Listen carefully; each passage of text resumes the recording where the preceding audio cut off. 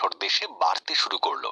নতুন ফরৌন ভয় পেলেন যে ইসরায়েলীয়রা শক্তিশালী হয়ে উঠবে, তাই সে তাদেরকে দাসে পরিণত করল এবং তাদের সাথে অত্যন্ত দুর্ব্যবহার করতে শুরু করল। সমস্ত ইসরায়েলীয় বালকদের হত্যার আদেশ দিল। একজন স্ত্রীলোক তার শিশুকে ঝুড়িতে করে নদীর ধারে লুকিয়ে রেখেছিল। শিশুটির দিদি শিশুটিকে লক্ষ্য রাখছিল। কন্যা সেই নদীতে স্নান করছিল। শিশুটিকে দেখতে পেয়ে নিজের কাছে রাখার সিদ্ধান্ত নিল। শিশুটির দিদি বাচ্চাটিকে দেখাশোনার জন্য তার মায়ের সাহায্য নিতে বলল। ফরৌনের কন্যা শিশুটির নাম দিল মোশি। হতে লাগলো। একদিন সে দেখল একজন মিশরীয় একজন ইসরায়েলীয়কে নির্মম ভাবে মারছে। মোশি সেই মিশরীয় ব্যক্তিকে হত্যা করলো। এরপর মোশি হোরের পর্বতে মেষ পাহারা দিচ্ছিল।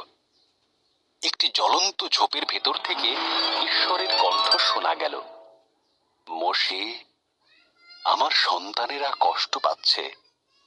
আমি তোমাকে তাদের মুক্ত করার জন্য বেছে নিয়েছি।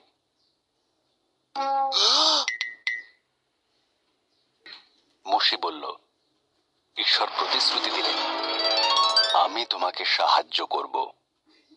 তোমার হাতের লাঠিটা ফেলে দাও। মোশি তাই করল।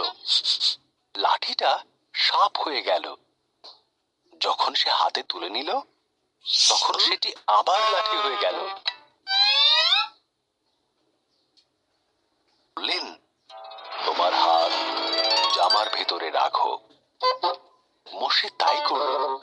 সে দেখল তার হাত ঘায়ে ভরে গেছে। যখন সে আবার এই কাজ করল সে দেখল ঘা সম্পূর্ণ সেরে গেছে। ঈশ্বর বললেন, ফরৌনকে এটা দেখাও। মোশি বলল, আমি ভালোভাবে কথা বলতে পারি না। ঈশ্বর বললেন, আমি তোমার মুখে ভাষা দেব। তোমার ভাই হারুন তোমাকে সাহায্য করবে। তখন মোশি ফরৌনের কাছে গিয়ে ইসরায়েলীয়দের ছেড়ে দেবার কথা বলল।